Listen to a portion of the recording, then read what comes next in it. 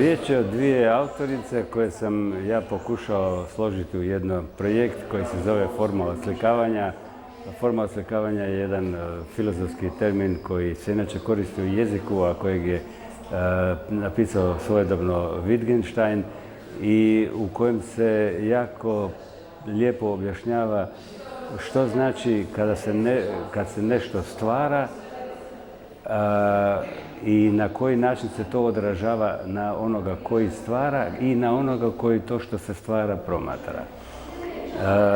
Palo mi je na pamet da onda spojim to odslikavanje sa dvije autorice koje se bave istom temom, to je akt.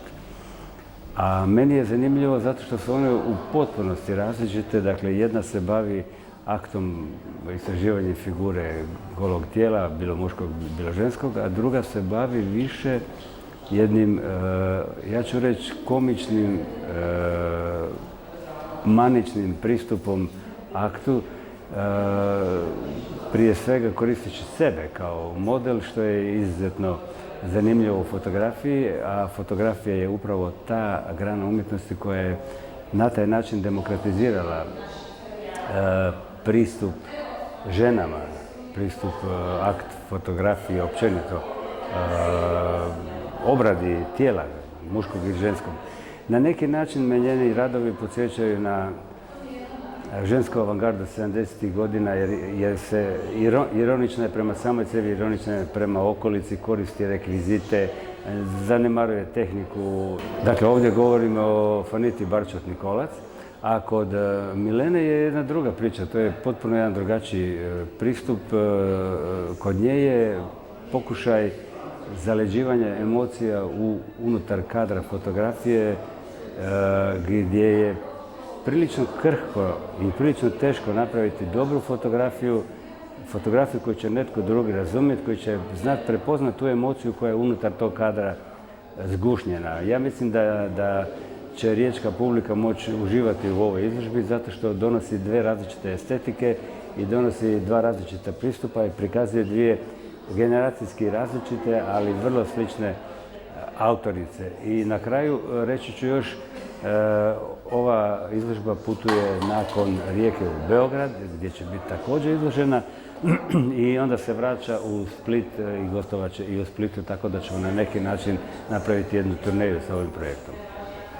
Ovaj projekat nazvan je Alter Ego i predstavlja moje traženje, pa gotovo od samih mojih početaka u fotografiji.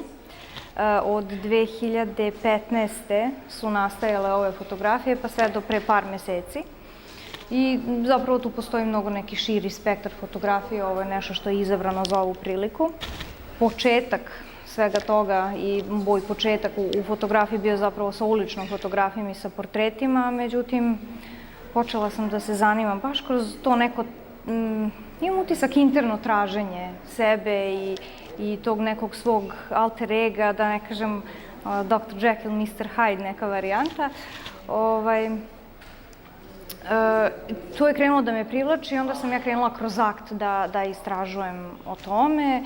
I između ostalog fotografisala sam i sebe, svoje prijatelje, poznanike, pa i profesionalne modele, pošto sam i van ovog projekta se inače bavim akt fotografijom, tu sam se nekako našla.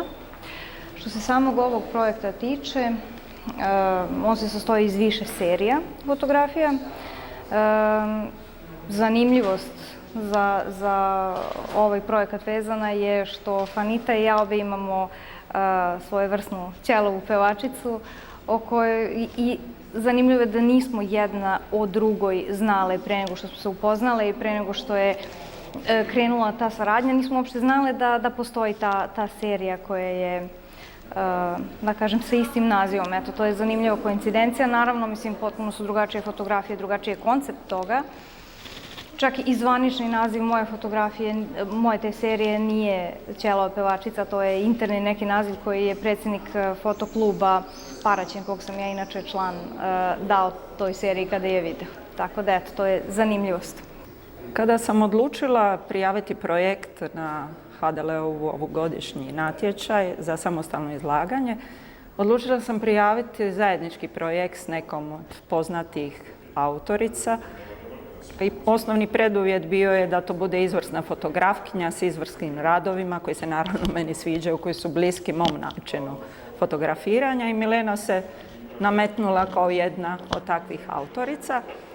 A inače, ovaj projekt koji sam ja ovdje predstavila, Ćelava pjevačica, prva serija Ćelave pjevačice, evo ovdje iza mene, ona je nastala 2017. godine u jednom periodu mom života kad sam, kako se i zove, vrijeme nemira, kada sam možda neka zakašnjela kriza srednjih godina, recimo to tako, kada sam preispitivala svoj dotadašnji život, svoje postojanje kroz nekakvu prizmu smisla i naprosto kako se bavim fotografijom, bilo mi je najlogičnije da to svoje nekakvo stanje, svoje emocije iskažem putem fotografije. Radno naziv je bio Stolice po Ionescovoj drami Stolice. Inače volim Ionesca i njegov teatar apsurda. Onda sam skužila da u stvari te stolice nisu bitne. Bitna je ona, Ćelava pjevačica.